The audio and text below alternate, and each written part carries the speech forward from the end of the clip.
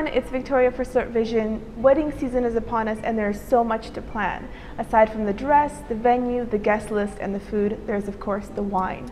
We've caught up with one of the UK's leading wedding planners to find out some top tips on planning a wedding and how important is wine for the big day. And if anyone knows how to choose wedding wines, it must be the wine experts. I've caught up with a few of the top wine experts in London to see what they chose to drink on their wedding. And we'll finish up with a few suggestions of our own to make sure you know where to start with your planning. Hello, my name's Siobhan Craven-Robbins and I'm a wedding coordinator based here in London. I plan weddings for a variety of couples, from people based abroad to celebrities to busy couples that don't really have the time to do it themselves, and obviously all of them require fine champagne and good wines. What are your top tips for planning a wedding? I'd say the starting point, although it can sound a little mercenary, is definitely to plan a budget. It gives the couple an idea of what they can or can't afford. And so the best way to do this is do research through magazines, get an idea of what the elements cost, such as flowers, cake, dresses, a DJ, photographer. Get an idea of each of those, and then you'll get an idea of what your total budget will be for the wedding. The couple should allocate the time to do it. Don't try and fit it in amongst a busy lifestyle. So set aside an evening a week or a day at a weekend and make that your time to sit down and discuss your wedding. It makes it pleasurable, you're not rushed, and you know you've allocated that time then to it as well. If they're not using a wedding planner, ask opinions, definitely, from friends or whoever who've got married before them. Ask who they used, or if there was elements of their wedding they particularly liked, find out who they used, and that way you know you're going to get reliable suppliers. Going back to the budget, how much do people usually allocate towards the wine? Difficult to generalise on that because obviously it depends on budgets, and obviously wine and champagne are more important to some people than others, but I'd say typically about 10%. But my advice to couples is always go for the best you can afford. So if you can't afford champagne, go for a really good Prosecco. That's so much better than serving something that perhaps isn't quite to your palate. Right. And also to think of doing things like for the reception drinks, perhaps mixing it with something, so creating a Bellini, a peach Bellini, nice or with framboise. Yeah. Exactly. It's a way that obviously it can go further, and also it's saving you money too. Have you ever come across any interesting stories or strange requests in your experience? I wouldn't say any strange requests regarding the wine and champagne, but typically if a couple are supplying it themselves, they'll often opt to go over to France and visit a few vineyards and try the wines and champagnes. I think that's a nice way of personalising your day, the fact that you've been to the vineyard that's supplying your wine or champagne. And also a lot of champagne houses now personalise the bottles. That's a nice touch, whether it's for the champagne that's served on the day, or some of my clients will choose to actually buy the little mini bottles and give them as gifts to the guests.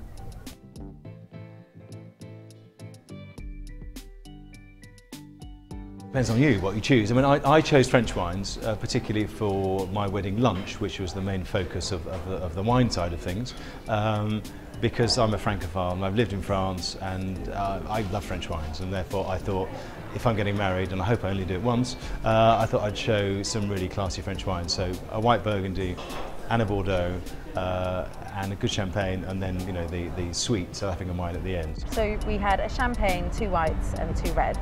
But I think what was important was not to go for something really esoteric, but just to go for something that actually everybody's really going to love, rather than feeding my personal passion for trying new things and experimenting. On the wedding day, yeah. Maybe not the right day. Yeah, actually just almost wanted to go for classics, and it may sound boring, but actually at the end of the day it's about people enjoying themselves, so you want what they want. So I had a New Zealand Sauvignon Blanc, naturally, and then for the, dare I say it, slightly older generation, we had a Chablis, which is classic, but another really good value for money one that I really love. So we went with the classic Beaujolais for the red, so really chilled. And then there was another beautiful Victorian Pinot Noir, not as in the era, as in the region, Australia. And so yeah, so I had a Pinot Noir and then a Beaujolais, and that just seemed, I hope, to keep everybody happy. This is a few years ago now, and I think things have moved on a lot, but even though we like to think that people have strayed from the traditional things, actually when it comes to a classic wedding, a classic event like a wedding, people still often revert to classics and favourites, even in a New World sense, like a New Zealand Sauvignon Blanc is a classic from the New World. The ideal wedding wine is one that hasn't cost you very much money, that you bought a long time ago and that you're dying to drink, I would say. So yeah, it's something that gives you pleasure. Well, obviously you want something that's going to be food friendly, because you'll be drinking it at dinner. Maybe something that's not too alcoholic, and something that is maybe a bit of a crowd pleaser. So for a white wine, maybe something like a Macon, a relatively inexpensive white Burgundy, or even a New World Riesling or something, depending on what type of food you're having. It's very difficult to, I think, have something like a celebration of a wedding, or whether it's a christening or anything, without having some kind of sparkling wine. So it doesn't necessarily have to be champagne. I mean, I would probably go with a champagne if that was me, but I think it's sparkling wine is all about celebration, isn't it? So, and when you go to an event and celebrate something, I think the very first wine that pops into everybody's minds is something fizzy. So I think if you didn't have that, people would almost be disappointed, because it's kind of expected. I wouldn't choose something that's too kind of esoteric or challenging or wacky. It may be a very complex and exciting wine, but you want to make your guests feel comfortable, and you don't want the wine really to be the focal point of the day. And lots of your guests, they may not be wine buffs, wine experts, and I think just to get a wine that many people will enjoy is probably the best advice. I wouldn't serve brands actually. I'd kind of avoid big branded wines and go for something that's a little bit more unusual, but a little bit more niche. But I think you have to bear in mind that there are lots of people there. Obviously, we hope you have lots of people there, not just a couple, and that they're going to have a wide variety of tastes, really. So try and choose something that's not too weird and wonderful and outlandish. I mean, I'm not sure I'd go with a, I don't know, an Assyrtiko from Greece or something, but a New Zealand Sauvignon Blanc, or a Côte du Rhône, or a Chilean Pinot Noir. I mean, all those things are good value wines that don't cost a fortune. They're under 10 quid. Yeah, they're food friendly, and most people are going to like them. Well, I'd go somewhere where you can take your own wine, particularly if you're doing a dinner. I mean, some of the corkage charges that people charge for taking your own wine are ludicrous. So, particularly at the moment, I think that caterers need the business. So if you're going somewhere, an event, and the caterer's doing the food, make sure that you negotiate either a very low corkage charge or no corkage charge. I think don't feel that you have to have champagne. And I think some people think, oh, it's a wedding, we've got to have champagne, but because of their budget, they can't really afford to have a really fantastic champagne anyway.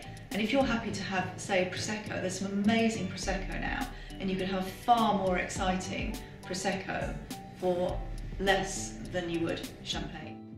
If you're going to take wine planning into your own hands, here are some tips to consider. Consider the time of year and let that influence the menu and the drinks list.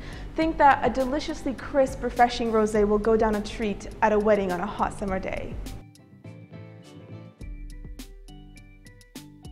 Location can help guide your wine list, so consider where you're both from, where you live, where you met, or where you're getting married, because all of those places can have a meaningful link to your wine list.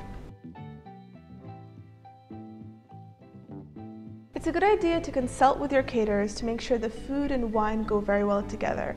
However, if it's a buffet style or lots of different dishes, opt for a more versatile or notoriously food-friendly wines like unoaked Chardonnay or very fruity, medium-bodied Pinot Noir. Hope you picked up some great wine tips for your upcoming wedding, or make sure to share this with any friends or family getting married soon. Thank you so much for watching.